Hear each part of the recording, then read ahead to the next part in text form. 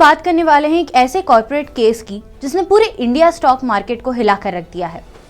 सोचिए, एक कंपनी जो सालों तक इंडिया की सबसे बड़ी गोल्ड कंपनीज में गिनी जाती रही, जिसके रेवेन्यू नंबर्स देखकर इन्वेस्टर्स इंप्रेस हो जाते थे, जिसमें रिटेल इन्वेस्टर्स से लेकर बड़े इंस्टीट्यूशंस तक ने पैसा लगाया हुआ था, और फिर अचानक मार्केट रेगुलेटर सेबी एक ऑर्डर जारी करता है और कहता है कि कंपनी के फाइनेंशियल डिस्क्लोजर्स और रेवेन्यू फिगर्स को लेकर बहुत बड़े सवाल खड़े होते हैं। यहीं से शुरू होती है राजेश मेहता और राजेश एक्सपोर्ट्स की वो कहानी जो आज पूरे फाइनेंशियल वर्ल्ड में डिस्कशन का टॉपिक बनी हुई है। लेकिन वीडियो शुरू करने से पहले एक जरूरी बात, ये केस अभी इन्वेस्टिगेशन स्टेज में है। सेबी ने एलिगेशंस लगाए हैं, राजेश एक्सपोर्ट्स ने उन एलिगेशंस को रिजेक्ट किया है। फाइनल वर्डिक्ट अभी आया नहीं है, इसलिए इस वीडियो का मकसद किसी को गिल्टी या इनोसेंट डिक्लेयर करना नहीं है। हम सिर्फ पब्लिकली अवेलेबल फैक्ट्स और डेवलपमेंट्स को सिंपल लैंग्वेज में समझेंगे। सबसे पहले यह जानना जरूरी है कि राजेश मेहता कौन है।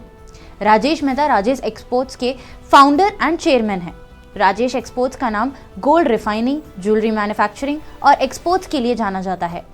कई सालों तक कंपनी को दुनिया की सबसे बड़ी गोल्ड प्रोसेसिंग कंपनीज में से एक बताया गया। कंपनी का बिजनेस इंडिया के साथ साथ इंटरनेशनल मार्केट्स में भी फैला हुआ था।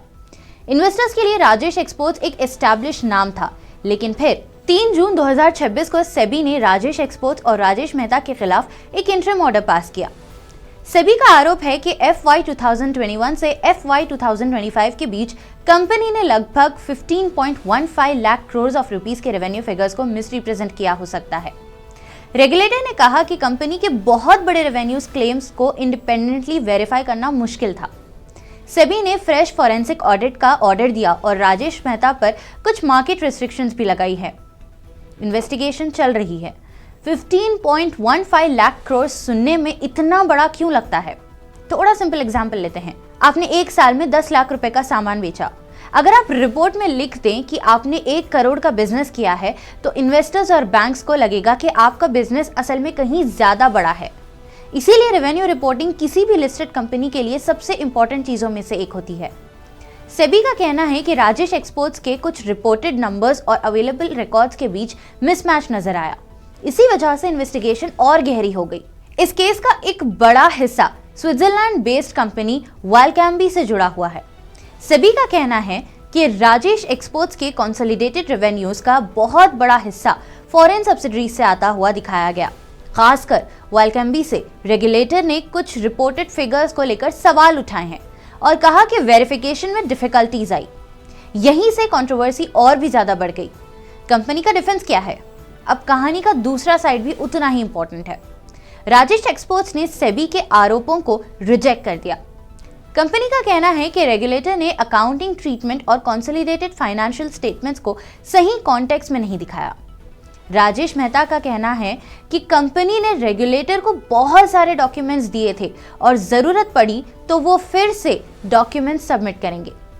कंपनी का मानना है कि फाइनेंशियल स्टेटमेंट्स एक्यूरेट है, यानी एक तरफ रेगुलेटर है जो सीरियस क्वेश्चंस रेज कर रहा है, दूसरी तरफ कंपनी है जो कह रही है कि उसने कोई गलत काम नहीं किया।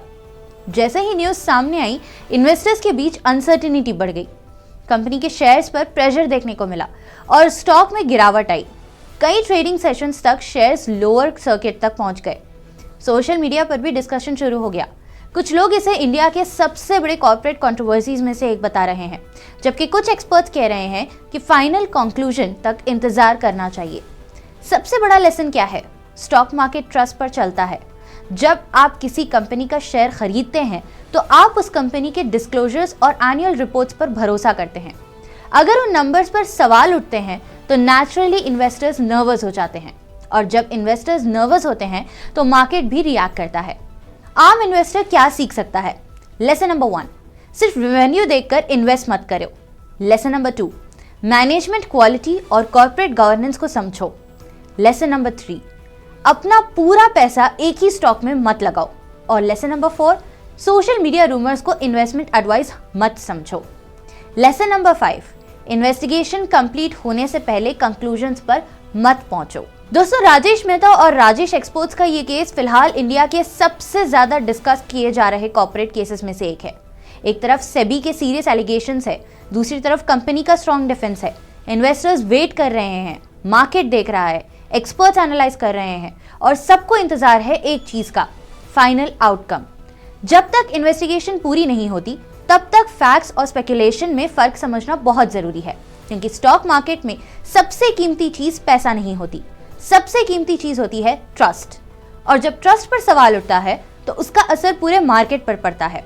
आपको क्या लगता है, क्या ये अकाउंटिंग डिस्प्यूट है या फिर एक और बड़ा कॉर्पोरेट कंट्रोवर्सी चैप्टर? कमेंट करके अपनी राय जरूर बताइए और अगर वीडियो पसंद आए तो मुंसिफ टीवी को लाइक, शेयर और सब्सक्राइब करना मत भूलिए।